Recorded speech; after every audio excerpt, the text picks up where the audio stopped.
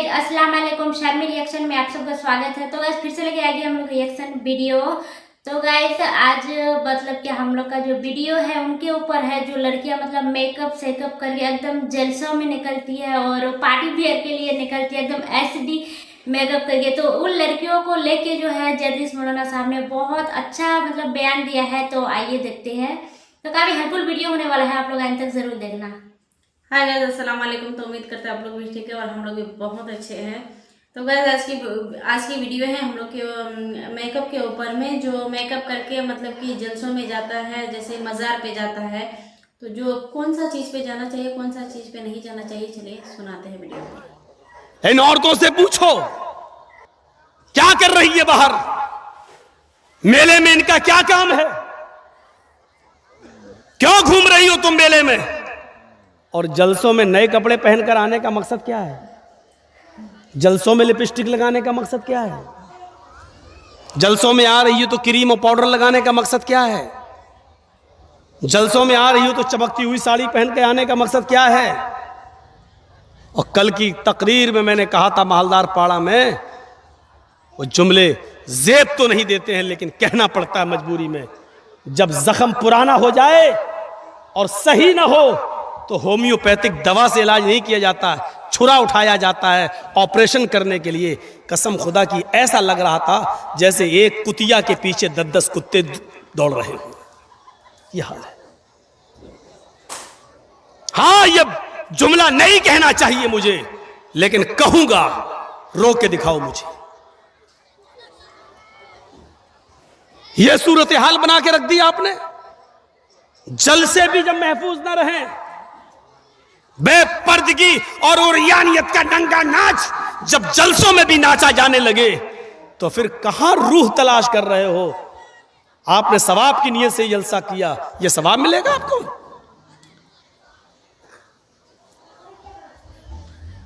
मर्दों से आवाज नहीं आ रही है, देख रहे हैं आप, और औरतों की आवाज अभी भी यहां तक आ रही है ना, आप देख लीजिए। पता नहीं कौन मशवरा देता है इतना करीब इन औरतों को बिठालने का आपको। इनको तो 2 किलोमीटर दूर इंतजाम करना चाहिए। ये तो साड़ी कितने की आई तेरी, कहां से ली तूने, चप्पल के, हाँ बिल्कुल मैच कर रही है। आज तो भाव मालूम हो गए होंगे साड़ी के और चप्पल के सबको। और कल वो जाएंगी मालदा और गाजोल के बाजार में, वो फला मेरी सहेली ले गई थी तुम्हारी दुकान से, वैसी दिखाओ हमें। ये जलसे का फायदा हुआ है। जलसे का फायदा ये नहीं हुआ कि आज फला मौलाना ने नमाज पे ये बोला और फला ने ये बोला, आज हम वैसे करके दिखाएंगे, ये सदका करेंगे। ये फायदा नहीं हुआ। फायदा क्या हुआ, अपने भाइयों से जाके कहेंगी फला की बहन भी आई थी, बड़ी खूबसूरत है, हमने तेरे लिए देख ली। ये फायदा होता है जलसों में, ये फायदा होता है। इतना करीब इंतजाम, और औरतों की चोंचे तुम बंद करा दो, कभी नहीं हो सकता। कि जहन्नम में हमारी तादाद ज़्यादा ना हो। अमल के लिए 2 घंटे की तकरीर नहीं हुई थी, 3 घंटे का लेक्चर नहीं होता था अल्लाह के रसूल के ज़माने में।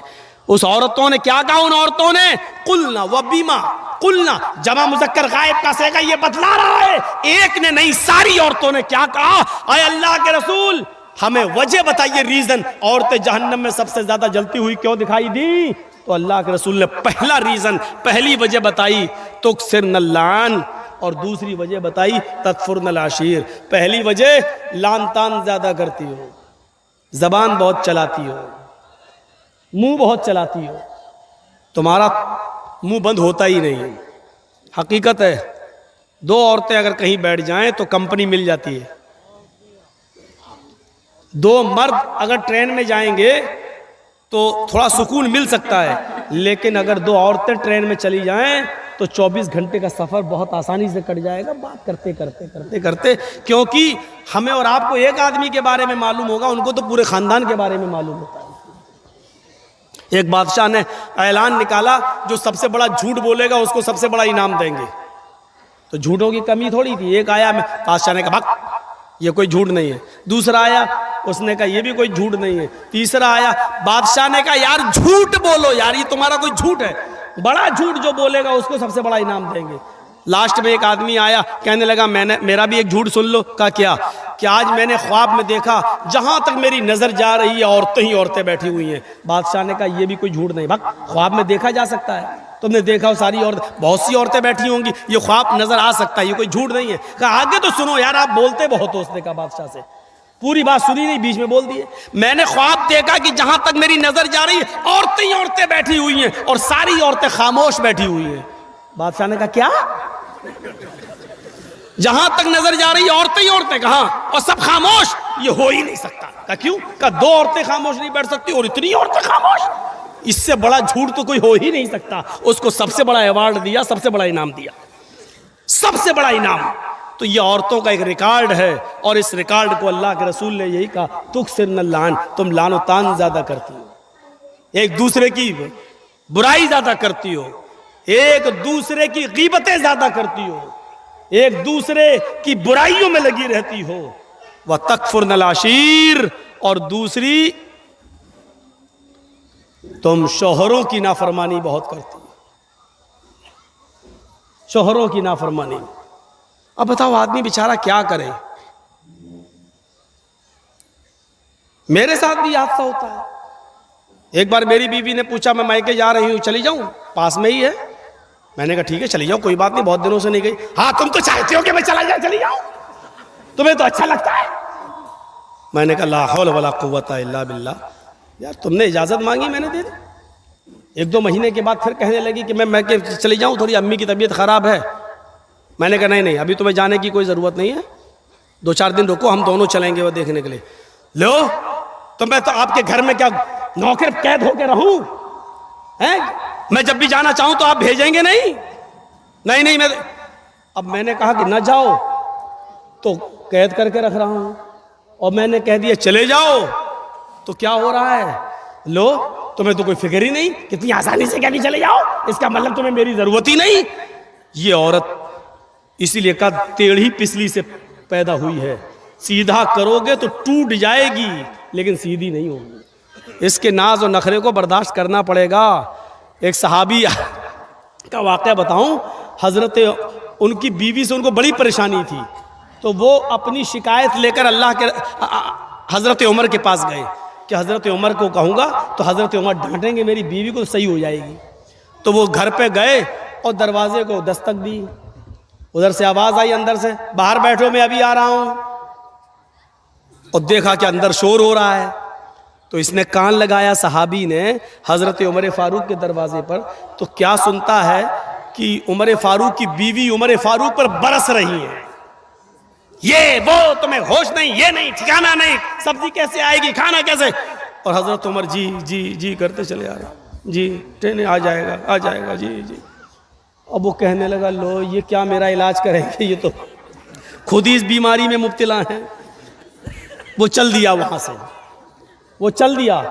थोड़ी देर में हज़रत उमर निकले, उसको जाता हुआ देखा, ए हज़रत इधर आओ, इधर। वो कहता क्या, इधर आओ। जी अरे तुम किसी काम से आए थे और बगैर काम के चले जा रहे हो, आओ क्या बात है? कहा नहीं कोई काम नहीं है। अरे कोई काम नहीं है क्या मतलब? कहा मैंने काम से आए हो, फिर कह रहे हो कोई काम नहीं है। कहा नहीं अमीरुल मोमिनीन, जिस काम से आया था वो आपके बस का नहीं है। क्या मतलब, कहना क्या चाहते हो? कहा अमीरुल मोमिनीन, मैं अपनी बीवी से बहुत परेशान था और हूँ और अभी तक हूँ, तो मैं आया था कि आपको अपनी बीवी की परेशानियां बताऊं, गिनाऊं तकलीफें कितनी देती है, तो आप हमारे बीवी को डांट देंगे। यहाँ आया तो देख रहा हूँ आप ही की बीवी आपको डांट रही है, आप अपनी बीवी को नहीं समझा पा रहे तो मेरी बीवी को क्या समझा पाएंगे? तो हजरत उमर फारूक ने कहा बैठो इधर और सुनो। कहा क्या? तुम्हारे घर खाना कौन बनाता है? कहा मेरी बीवी। कहा खाना बनाना उसका हक नहीं है शरीयत में है? बताऊं कि ना बताऊं? अगर कह दूंगा तो डर लग रहा कल से ही अपनी घर की औरतें कहीं ऐसा ना हो कि चढ़ बैठे। हजरत उमर फारूक ने कहा ये खाना बनाना औरत का हक नहीं है शरीयत में, नान नफका आपकी जिम्मेदारी है।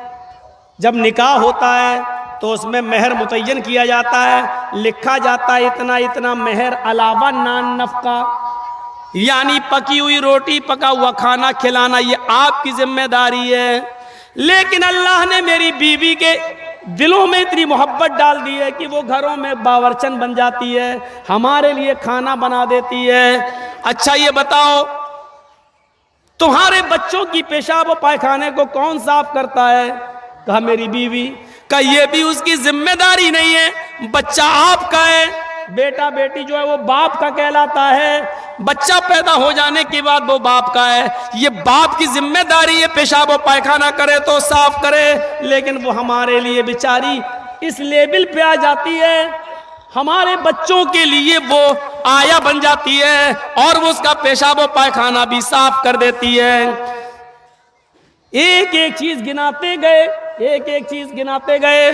कहा जब ये सारी चीजें हमारी औरतें हमारे लिए और हमारे बच्चों के लिए कर देती हैं, तो क्या हमारा यह हक नहीं है कि उनकी थोड़ी सी डांट सुन लें, उनकी जायज बात भी सुन लें?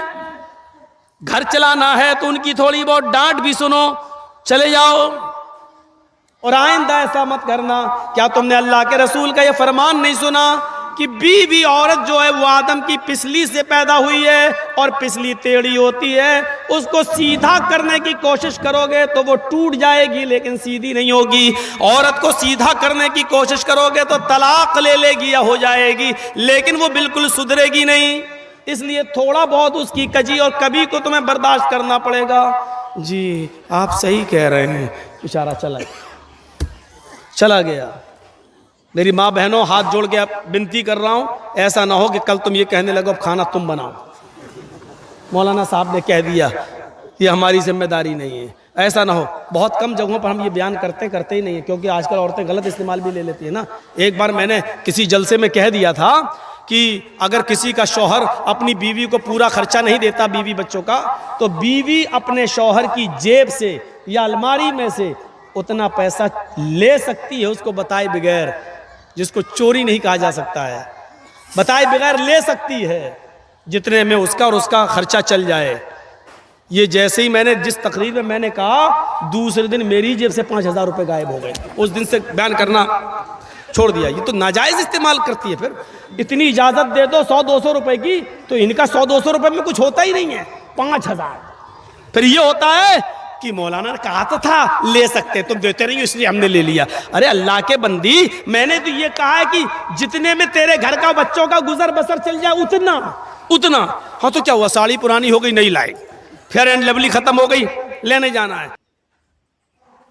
तो गाइस यहाँ पे जर्जिस मौलाना साहब का मतलब बयान सुन के बहुत ज़्यादा अच्छा लगा, और इसका ना हर बयान सुन के मतलब अच्छा लगता है, दिल छू लेता है।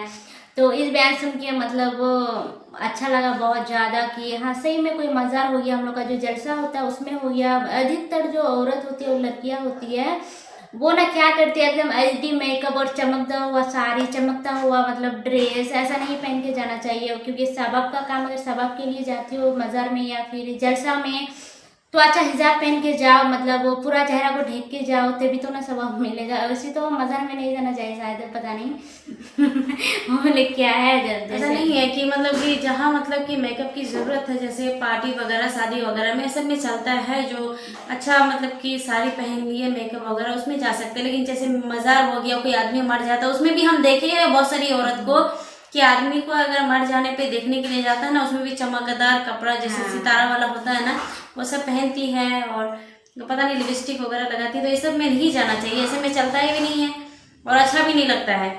तो आप लोग कौन कौन ऐसा करते हैं कमेंट बॉक्स में बताइएगा ज़रूर।